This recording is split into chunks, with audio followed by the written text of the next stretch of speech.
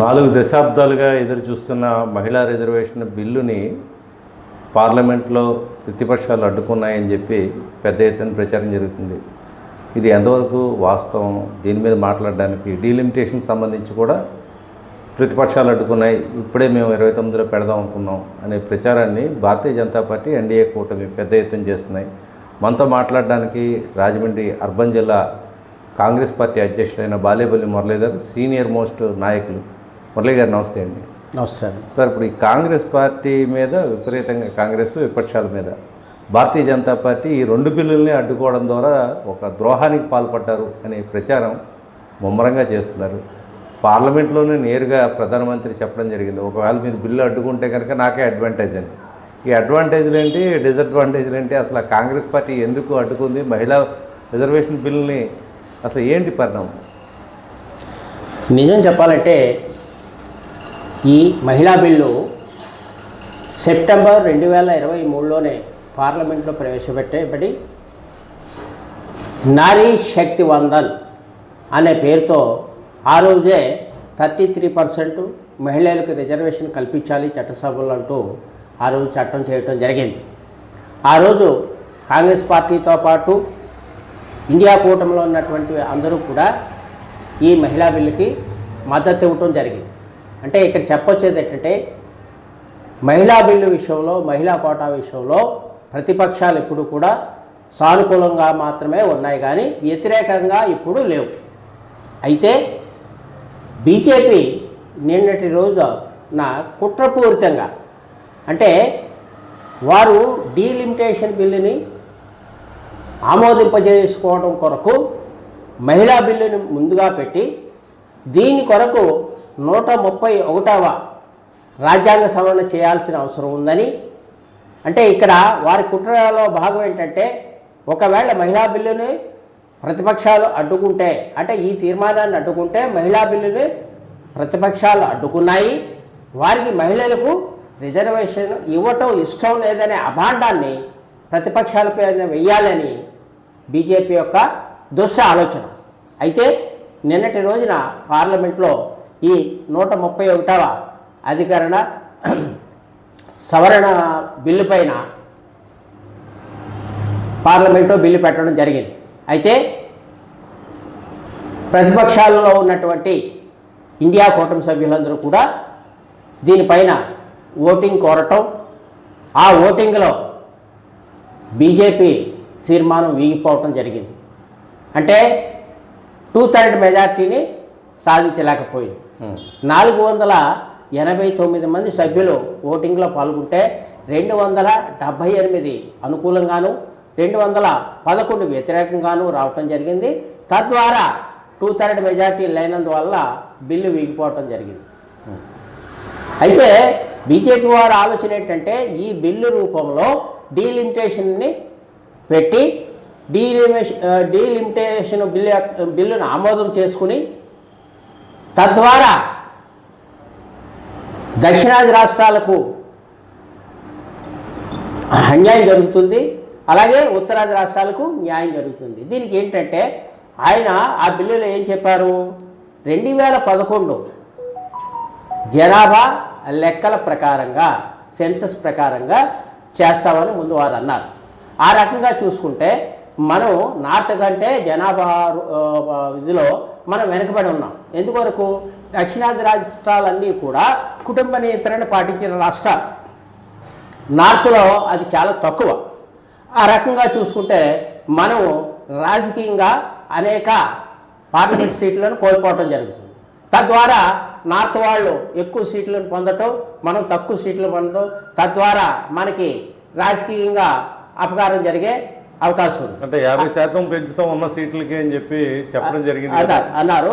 ఆ విషయంలో కూడా ఈ 50% అంటే ప్రస్తుతం ఉన్నటువంటి సీట్ల పైన 50% సీట్లను పెంపుదల చేస్తూ మేము చేస్తాం అని ఆయన మాట వరుసకి చెప్పడం జరిగింది, కానీ బిల్లులో పొందుపరచాల.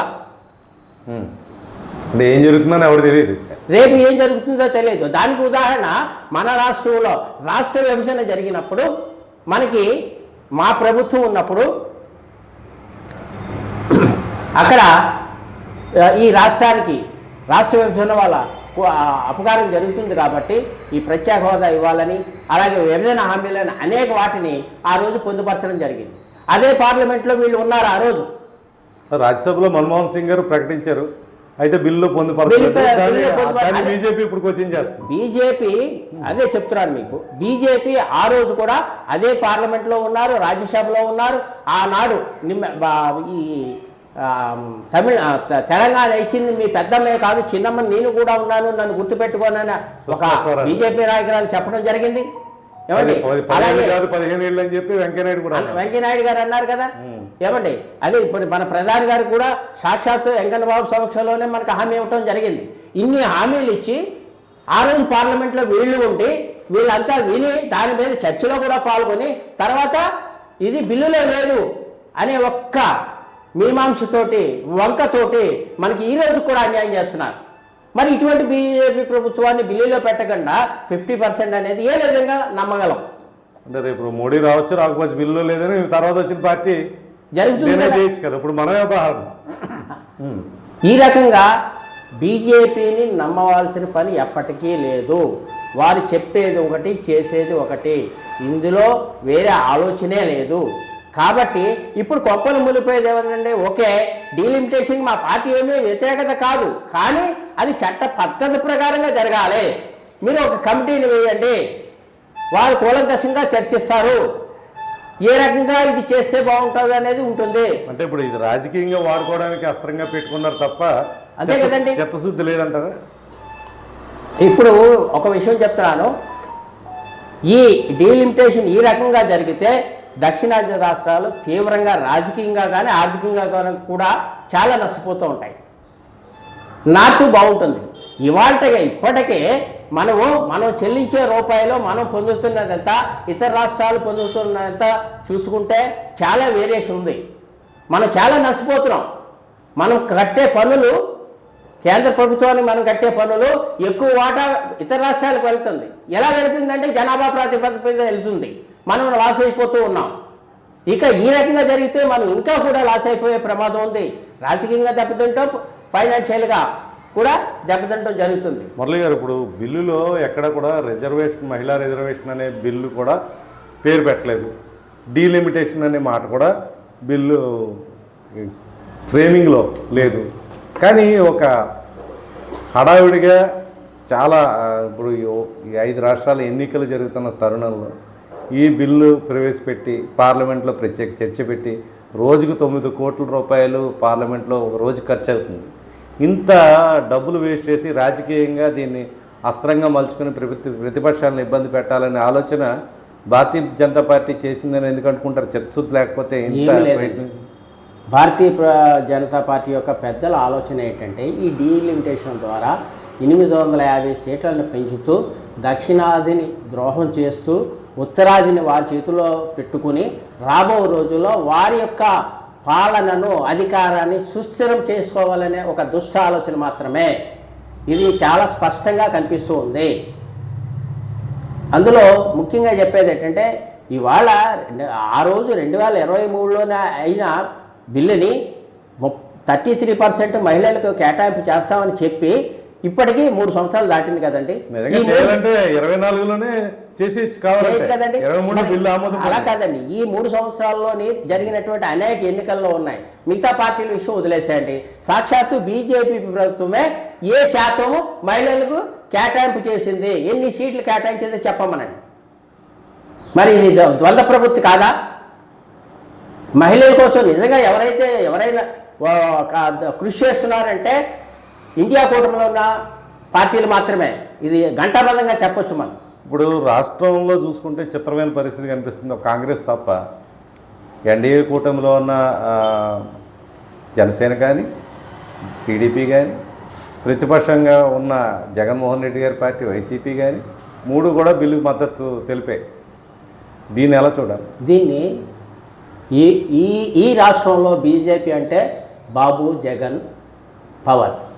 మేము ముందు నుంచి చెప్తున్నామండి, ఈ రాష్ట్రంలో బీజేపీ అంటే బాబు, జగన్, పవన్. వీరు ముగ్గురు కూడా పార్టీలు వేరువేరుగా ఉన్నప్పటికీ కూడా అక్కడికి వెళ్ళి మోడీకి తొత్తులుగా వ్యవహరిస్తూ ఉన్నారు. ఒకరు రాజకీయ లబ్ధి కోసం కావచ్చు, ఒకరు వారికి ఉన్న కేసులు ఉన్న వారి నుంచి బయటపడటం కావచ్చు, లేదా ఇతరితర అనేక ప్రభావాలు వారికి ఉండొచ్చు, కాదండి. కానీ ఇక్కడ మీరు ఆలోచన చేయాల్సిన ముఖ్యమైన విషయం ఏంటంటే ఈ రాష్ట్రానికి డీలిమిటేషన్ ద్వారా నష్టం జరుగుతుందని ఈ పార్టీలు అందరికీ తెలుసు, ఈ వ్యక్తులందరికీ తెలుసు, రాజకీయంగా కానీ అలాగే ఆర్థికంగా కానీ. మరి అలాంటప్పుడు దీనికి వ్యతిరేకంగా కాంగ్రెస్ పార్టీ అలయన్స్ పార్టీలు అక్కడ ఓటింగ్లో పాల్గొని వ్యతిరేకంగా చేస్తూ ఉంటే మరి ఈ పార్టీలు బీజేపీకి మద్దతు తెలియచేయటం అంటే ఈ రాష్ట్ర ప్రజలకు ద్రోహం చేసినట్టు కాదా? ఒక్కసారి ఆలోచన చేయండి. అంటే నిజంగా దక్షిణాదికి అన్యాయం జరిగే పరిస్థితి ఉంటే కనుక వీళ్ళు ముగ్గురు కలవడం అన్నది ఎలా చూడాలి? ఏమంటారు? ఓ పక్కన దక్షిణాదికి చాలా తీవ్రమైన అన్యాయం జరుగుతుందని కర్ణాటక అంటుంది, తెలంగాణ అంటుంది, స్టాలిన్ ప్రభుత్వం అంటుంది. అక్కడ స్టాలిన్ కూడా చాలా గట్టిగా వ్యతిరేకిస్తున్నారు. నిజంగా దక్షిణాదికి అన్యాయం జరిగేలా ఉంటే కనుక ఏపీలో ఈ ప్రత్యేక రాజకీయ కూటమి ఏదైతే మహాకూటమిగా ఉంది, ఇది మీరన్నట్టు భారతీయ జనతా పార్టీకి వైసీపీ కూడా కలిసిపోయి రాష్ట్రం నుంచి అన్నిటికీ మద్దతు పలికే పరిస్థితి కనిపిస్తుంది. దీన్ని మహాకూటమిగా మనం పిలవచ్చు. ఇప్పుడు దీన్ని ఎలా చూడాలి అసలు? అంటే దక్షిణాదికి వీళ్ళందరూ కూడా అన్యాయం చేస్తున్నట్టే కదా. అంటే ఇక్కడ విషయం ఏంటంటే నిజంగా చెప్పాలంటే దక్షిణాదిలో ఉన్న మిగతా సీఎంలందరూ కూడా దీన్ని పూర్తిగా వ్యతిరేకించారు. ఈయన మాత్రం కూటమిలో ఉండటం వల్ల చంద్రబాబు నాయుడు గారు వారిని సపోర్ట్ చేశారు. ఇక అందులో కూటమిలో ఉన్నటువంటి ఈ పవన్ కళ్యాణ్ గారు ఆల్రెడీ చేశారు. ఇక జగన్ గారు వచ్చేటప్పటికి వారి యొక్క ఇతరితర ఇబ్బందుల దృష్ట్యా ఏదో రకమైన కూడా వారికి సపోర్ట్ చేశారు. అంటే ఇక్కడ వీళ్ళందరూ వెళ్ళి రాష్ట్ర ప్రజల యొక్క ప్రయోజనాలను గాలికి వదిలేసి వారి యొక్క ప్రయోజనాలను దృష్టిలో పెట్టుకుని పనిచేస్తున్నప్పుడు వీళ్ళని ప్రజలు గెలిపించాల్సిన అవసరం ఉందా అని ప్రశ్నిస్తున్నా. సార్ ఇప్పుడు మంచి పాయింట్. ఇప్పుడు మీరు చెప్పింది పెద్ద ఎత్తున దేశవ్యాప్తంగా భారతీయ జనతా పార్టీ ఈ అంశానికి సంబంధించి ప్రతిపక్షాలు ముఖ్యంగా కాంగ్రెస్ పార్టీ మీద మహిళల్లో వ్యతిరేకత తీసుకురావడానికి అస్త్రంగా మంచుకొని ప్రజల్లోకి వెళ్తున్నాయి. దీన్ని తిప్పికొట్టడానికి మీరు ఏ విధంగా వెళ్ళబోతున్నారు?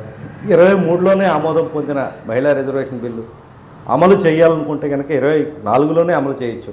యాజిటేజ్గా ఉన్న రిజర్వేషన్ 540 సీట్లు పనిచేసి 33% రిజర్వేషన్ పెట్టేయచ్చు. అది చేయలేదు. 29 అన్నారు, తర్వాత 34లో అమలవుతుంది అంటున్నారు. ఇవన్నీ అడ్డంకులు అక్కర్లేదు. యాక్చువల్గా చేయాలనుకుంటే 24లోనే చేసే అవకాశం అన్ని పక్షాలు కలిపి బిల్లు ఆమోదించి ఆ రోజు మళ్ళీ కొత్త డ్రామా ఏంటి? దీన్ని ఎలా తిప్పికొడతారు? ఏమీ లేదండి.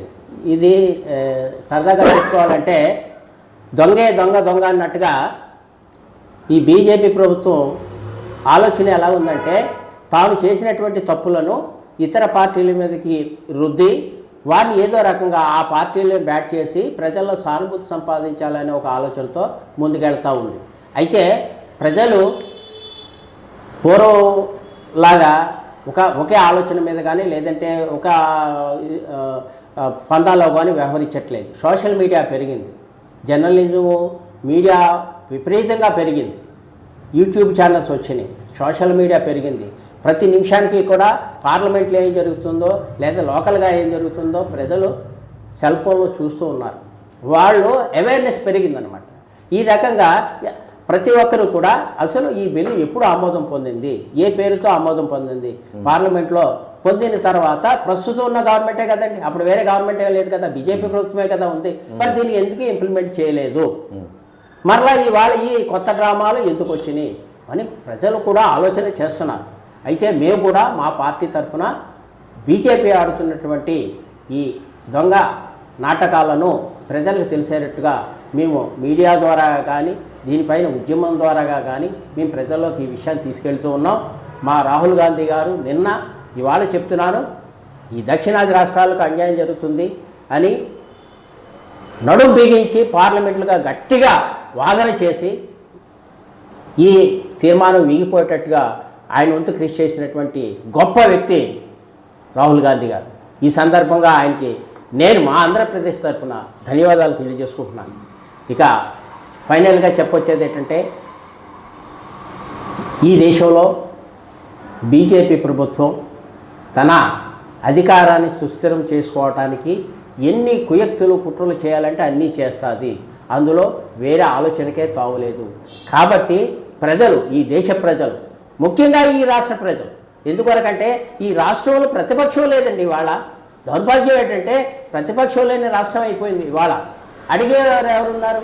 వీళ్ళందరూ ఈ ముగ్గురు కూడా వెళ్ళి ఆయనకే మద్దతు ఇస్తుంటే ఇక వేలు కల్పించే లాభమే ఉంది, వారిని గెలిపించే లాభమే ఉంది. ప్రజలు గమనించాలి. ఇక ఒక చిన్న ఉదాహరణ చెప్తున్నాను నేను. SC, ST, BC, OBC minority వర్గాలు మొన్నటి వరకు వైసీపీని మోసినాయి. ఇవాళ మహిళా బిల్లులో ఓబీసీ కానీ ఎస్సీ, ఎస్టీలు కూడా ప్రస్తావన తీసుకురాలా. మీరు గమనించే ఉంటారు. వారు మహిళలు కాదా? వారికి రిజర్వేషన్ అక్కర్లేదా?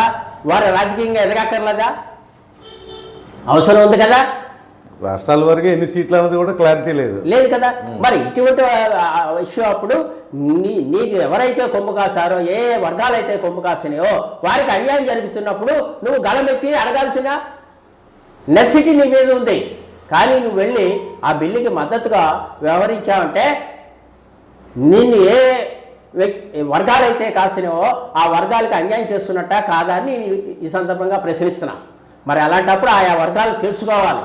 రాబో రోజుల్లో ఈ వైసీపీకి కానీ లేదంటే ఈ టీడీపీ మహాకూటమికి కానీ ఓటు వేసి ఈ రాష్ట్రాన్ని ఇంకా దిగజార్చుద్దని, ఈ రాష్ట్రం వీరి వల్లే పాడవుతుందని, రాబో రోజుల్లో ప్రజాస్వామ్యానికి కట్టుబడి ముందుకెళ్ళేటువంటి కాంగ్రెస్ పార్టీని మరలా మీరు గెలిపిస్తే రాజ్యాంగాన్ని రక్షింపబడుతుంది.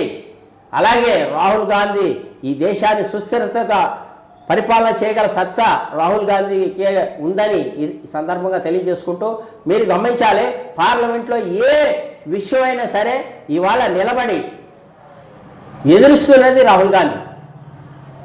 ఓకే, ఫైనల్గా ఒక్క క్వశ్చన్ మీకు. అంటే పార్లమెంటు వేదికగా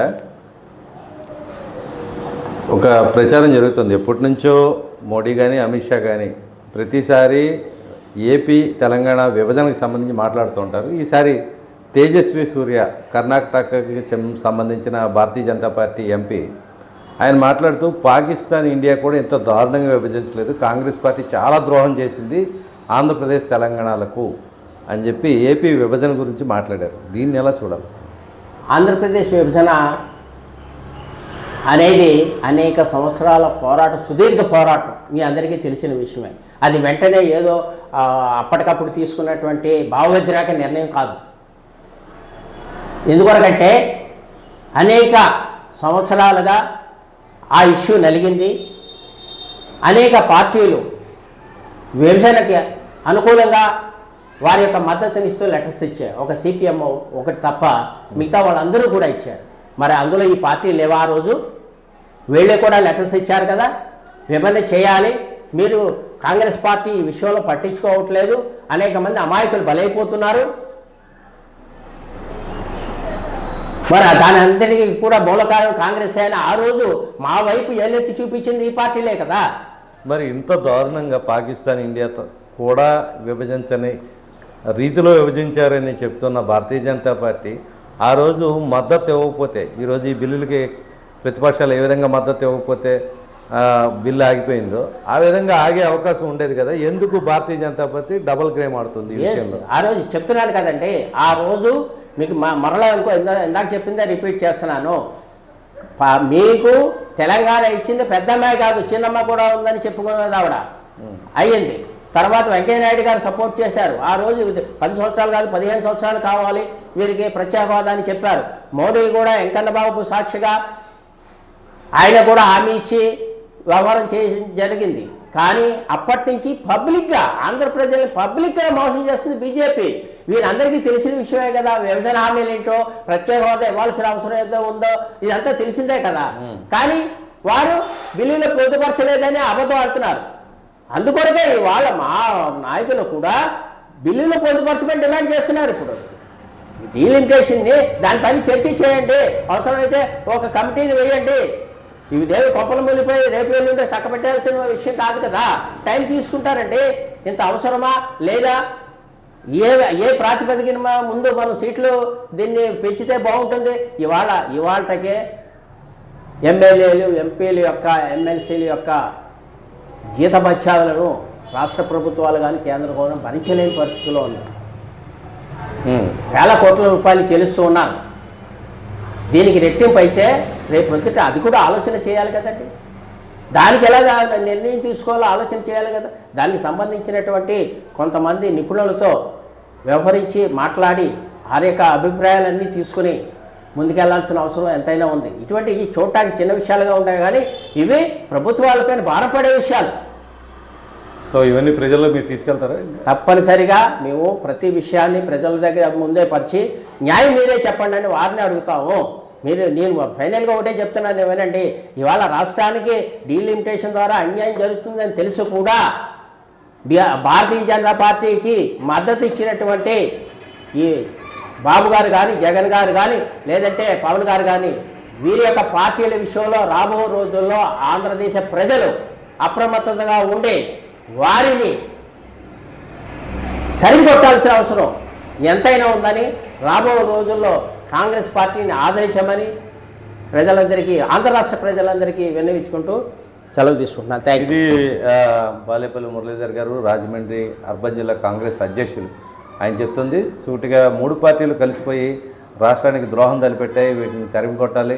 దక్షిణాది రాష్ట్రాలకి డీలిమిటేషన్ విషయంలో తీవ్రమైన అన్యాయం జరుగుతుంది, దీని మీద క్లారిటీ లేకుండా బిల్లు పెట్టడాన్ని అడ్డుకోవడం ఎలా తప్పు అంటున్నారు. అదేవిధంగా మహిళా రిజర్వేషన్ బిల్లు 23లోనే ఆమోదం పొందితే ఇప్పుడు కొత్తగా మళ్ళీ ఈ డ్రామా ఏంటి, దీన్ని కావాలని విపక్షాల మీద బురద జల్లడానికి మోడీ ప్రభుత్వం ఆడుతున్న డ్రామాగా ఆయన చెబుతూ దీన్ని ప్రజల్లో పెద్ద ఎత్తున తీసుకెళ్ళడానికి ప్రయత్నిస్తాం. కాంగ్రెస్ పార్టీ ఒక్కటే కేంద్రంలో ప్రభుత్వాన్ని ఎదిరించే ప్రతిపక్షంగా నిలబడింది. సో దీన్ని ఆదరించి రాష్ట్ర ప్రజలు గతంలో ఏవైతే 2014 విభజన జరిగిందో, విభజన జరిగినప్పుడు కాంగ్రెస్ పార్టీ కానీ యూపీఏ కూటమి హామీ ఇచ్చిందో ఆ హామీలన్నీ కూడా నెరవేర్చుకోవడానికి ప్రజలు సహకరించాలి. ముఖ్యంగా రాష్ట్ర ప్రజలు ఈ విషయంలో ఆలోచన చేయాలని చెప్పి కోరుకుంటున్నారు. మరోసారి మరో అంశంలో మురళీధర్ గారితో మళ్ళీ మాట్లాడే ప్రయత్నం చేద్దాం. అంతవరకు సెలవు.